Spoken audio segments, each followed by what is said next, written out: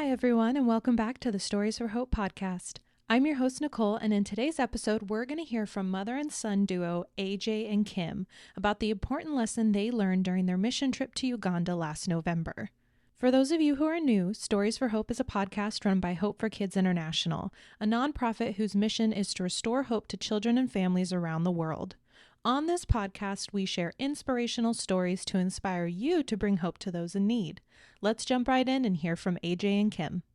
Really quick background. When I met Tom, who is the Hope for Kids founder, I think it was about 15 years ago, I knew there was something special about him and his heart, and I couldn't quite nail down exactly what it was because I really didn't know him personally. And Mike and I had sponsored kids through like Compassion International, but this guy was different. Mike and I slowly over the years started to get involved in the Hope for Kids mission. We got involved in child sponsorship, and then we talked for many years about funding a whole water well. But financially, we didn't know what that was going to look like. One year, we just said, we're going to jump in with both feet and see what happens. Well, that year was the beginning of 2020, and we all remember the world shut down quickly right after we decided that we were committed to do this. Our time frame was 6 months, and we suddenly thought there was no way this is going to happen. People are out of work. No one's going to donate.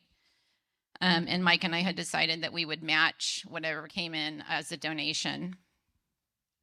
But our God is good, and we were fully funded in 4 months. Fast forward to the next few years of planning to go, trips canceled, etc., to this September when I had a Hope for Kids encounter via email asking me, could you go? Would this be your year? Could we go to dedicate and be part of the team? With more God moments and quick time off work, which is almost unheard of in a hospital setting, because we're so short-staffed. I knew this was the year, and Mike couldn't go because of his new job. So once again, another family member was desired for the dedication. And AJ's name came up, new college graduate with no job. So my thought was if we could somehow fund his trip, I mean, it's a commitment to financially to go, and we couldn't really do two. I asked him, would you be interested? And without hesitation, he said, heck yeah. So once again, God delivered, and he got his whole trip funded in 1 month. You know, heading into the trip, I was feeling a lot of uncertainty. Don't get me wrong, I was extremely excited, but there was a level of cloud of uncertainty going to a third world country, you know. I was sitting in a plane thinking, I'm going to a third world country with mostly strangers, newly vaxxed for yellow fever, taking malaria medication daily, with a checked bag full of protein shakes and trail mix. You know, just a normal amount of uncertainty for a guy who's never been outside of North America before.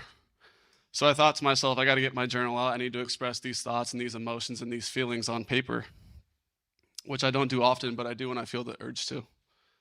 So I opened up my journal, and the first page I had flipped to had Joshua chapter 1, verse 9 written on it, just randomly. Have I not commanded you? Be strong and courageous. Do not be afraid. Do not be discouraged. For the Lord your God will be with you wherever you go.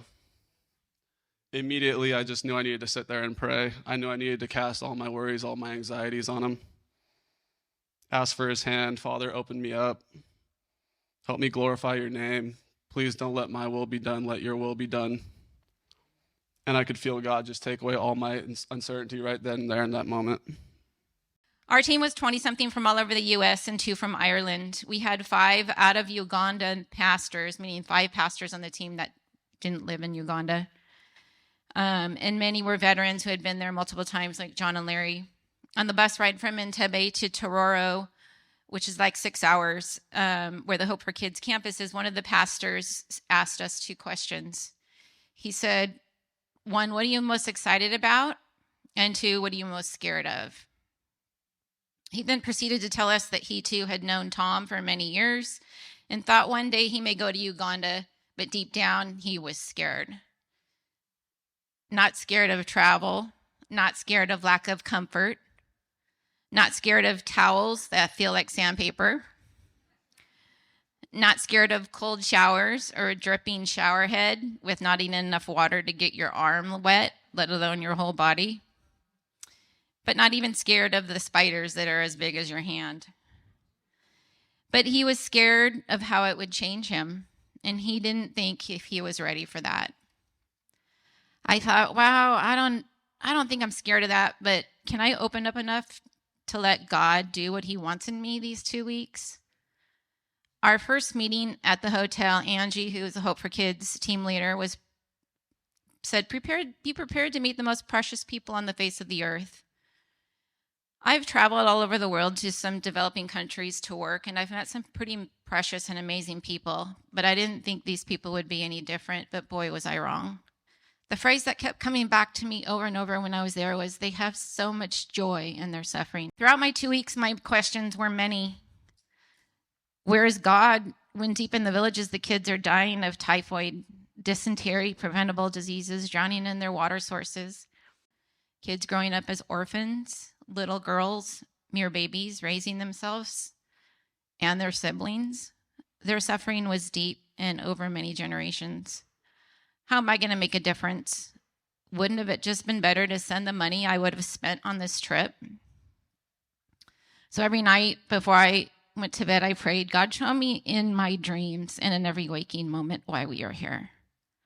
At night, I would have the same dreams, and the day's events would be replayed over and over. The villages all along the streets, kids and adults waving at us, running to the buses, dancing, singing, laughter, palm branches moving back and forth, all the hugging and kissing, holding our hands, touching us, giving us gifts they could not afford to give. Their most prized possessions, goats, chickens, fruit, towards us with the biggest smile I'd ever seen, with his outstretched arms just embrace and hold us, not wanting to let us go, calling us mom and brother. Watching hundreds of children laughing, screaming joys, running for hours after a jar of bubbles, walking through the worst hospital I've ever seen, but all I can see are smiles and joy and not the suffering. Looking up into the face of a widow with tears in her eyes because her feet were just washed and she has newly painted toes and painted lips that she has never seen before. AJ joked that he had not seen his mom cry that much in the last few years, as it seemed I was crying daily through an unexpected grieving process. With all the global events happening at the same time that we were in Africa and all the sadness I was reading about and seeing on the news, my emotions were clashing. The world's events didn't make sense to me, and with deep empathy and compassion, I had to ask myself, what would need to be true for all this to make sense? Through all these emotions, I realized as the trip was nearing end why we were there. What would need to be true for it all to make sense was so easy to see. As we held the hands of the children who just needed love, he was there as our hands. As we fed the slum kids their one nourishing meal of the day, he was there feeding them. As we pumped water from the newly drilled well, he was there, cheering in the crowd. When the kids stood up on career day and proclaimed they were interested in becoming engineers, teachers, or nurses, he was there because the schools had been built and staffed by donations from all over the world, and these kids were now being educated.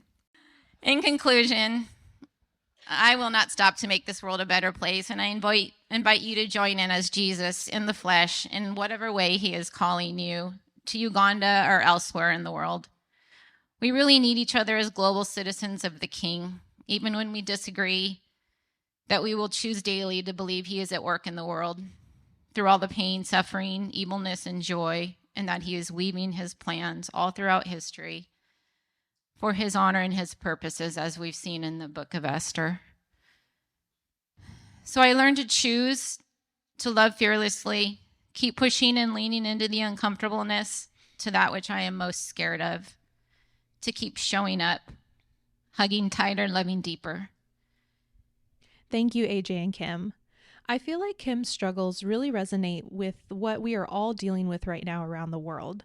It seems like hopelessness is at an all-time high, and we are all navigating difficult times. In times like these, all we want are answers. And unfortunately, we don't have all the answers. We may have no answers. But what we can do is keep showing up. 1 John 4:19 says, "We love because he," meaning Jesus, "first loved us." We can keep showing up for others because Jesus showed up for us when he died on the cross. We can keep showing up for each other during these difficult times. We can spread love and kindness to each other and be the hands and feet of Jesus. I encourage you to take some time this week and think about what ways you can be showing up for people in your life. You don't have to be perfect at it, and it doesn't have to be a big gesture. Sometimes those small ways of showing up can make the biggest impact. If this story has inspired you in any way, we would love to hear from you. You can get connected with us by going to h4ki.org. Thanks again for joining. Have a blessed day, everyone.